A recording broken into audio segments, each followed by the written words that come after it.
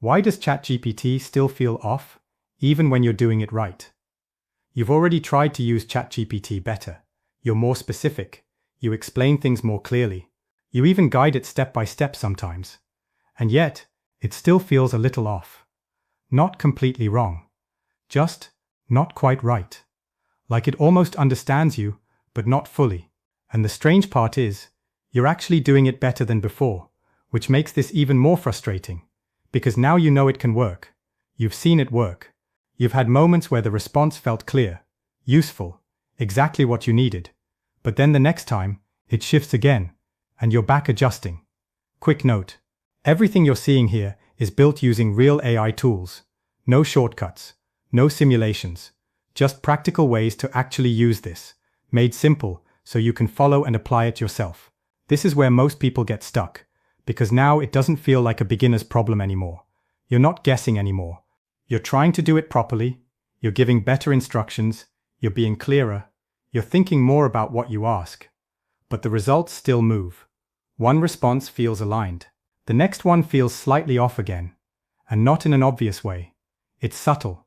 The tone changes slightly. The structure feels different. The explanation is either too much or not enough. So naturally you start thinking, am I still doing something wrong?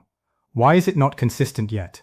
You start wondering, why does it get it right sometimes and then miss the mark the next time? Why does it feel like I have to guide it every single time? Why does it feel like I'm correcting it instead of using it? And this creates a specific kind of friction. Not confusion, not failure, just constant adjustment. And over time, that becomes exhausting.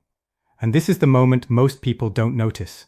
Because this is where using ChatGPT quietly turns into managing it. In this video, you'll understand why ChatGPT still feels off, even when you're doing it right, and how to fix that by changing one thing most people completely overlook. Stay with me here for a minute, because this is the part that finally makes it consistent. If you understand this, you'll stop adjusting every answer and start getting results that feel consistent. Here's what's actually happening. You improved your interaction, but you never fixed the system behind it. Most people focus on prompts. They try to say things better. They try to explain more clearly. And that helps, but it doesn't solve the real issue. Because every time you open a new chat, ChatGPT starts from zero. No memory of how you like things. No understanding of your preferences. No consistent baseline. So even if your prompt is good, ChatGPT still has to decide everything around it. How detailed should this be? How simple should this be? Should this be structured or more natural? Should it explain more or get to the point? And those decisions change. So what you're experiencing isn't failure, it's variation. And variation happens when there's no foundation. Because without a baseline, every response is built on assumptions. And assumptions create inconsistency. Not because ChatGPT is unreliable, but because it's trying to adapt without a clear reference point. So you're not actually improving ChatGPT, you're compensating for what's missing. And this is the part that's easy to miss. Because nothing looks obviously broken. It just feels slightly off again and again. So you keep adjusting the surface, without realizing the problem isn't at the surface at all. Custom instructions are the foundation for consistent, predictable results. Without them, ChatGPT can still work, but it will rely on guessing every time. Which means you either repeat your preferences in every prompt, or you accept inconsistent output. Think about it like this. It's like hiring someone but resetting their memory every single day. Every day they forget how you like things explained, how detailed you want answers, how you prefer things structured. So every day you start again. You explain, you correct, you adjust. Some days they match you perfectly, other days they don't. Not because they're bad, but because there's no shared foundation. Even if they're capable, they can't improve with you over time. They can only react in the moment. And this is why it feels frustrating. Because your expectation makes sense. When you improve how you use something, you expect it to become more stable. But without a system, improvement doesn't create stability. It creates better randomness. And that's why it still feels off. And that's also why this feels so confusing. Because the better you get, the more noticeable the inconsistency becomes. You're not making it worse. You're just starting to see it more clearly. Let me show you some examples. Example 1. Writing a message. Without a foundation setup. You type, write a polite message to reschedule a meeting, and you get something that is close. Sometimes it's too formal, sometimes too casual, sometimes too long, so you adjust. Make it shorter, make it friendlier, make it more direct, and you repeat that every single time. After, you define your personalized setup once. I prefer short, clear, friendly messages. No unnecessary formality. Now something changes. You stop adjusting, you start using, and the result becomes predictable. Example 2. Learning something new.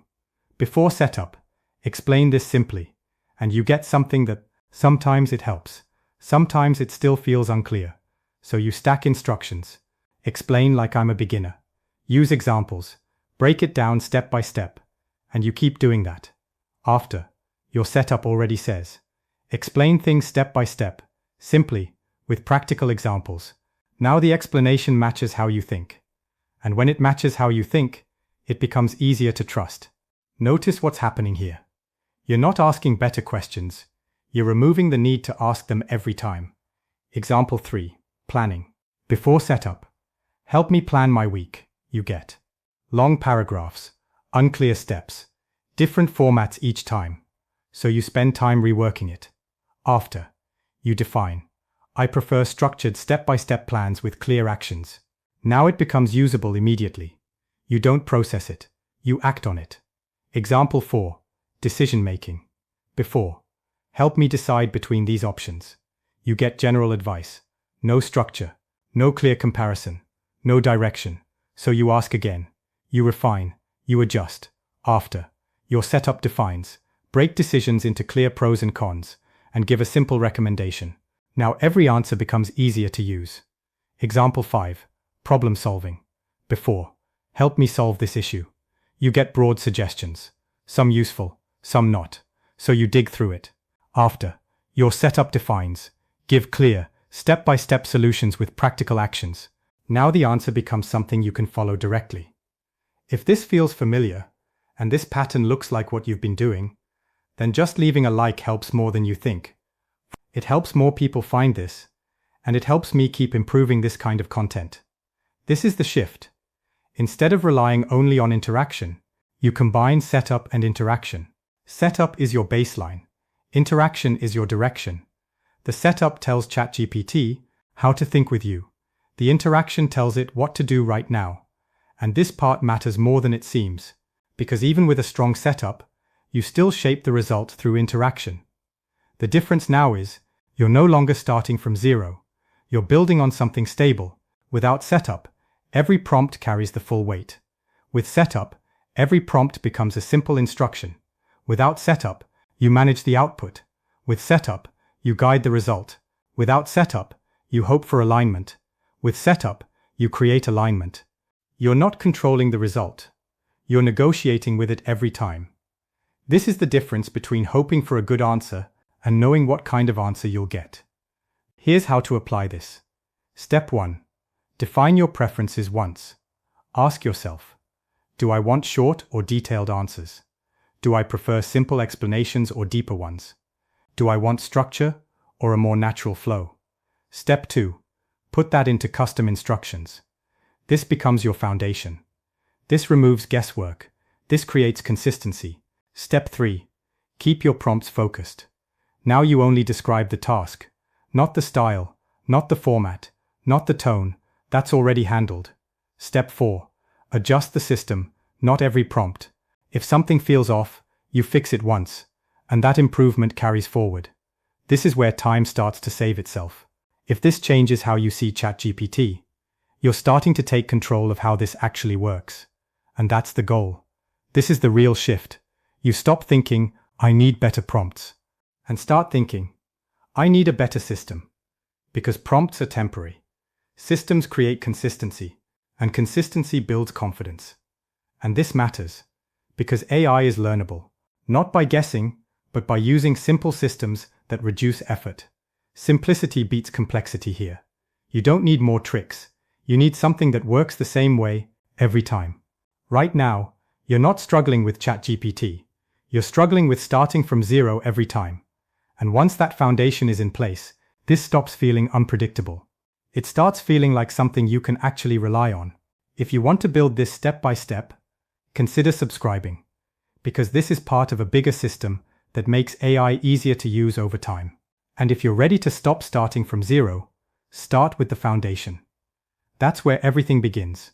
And once you have that, this stops feeling complicated.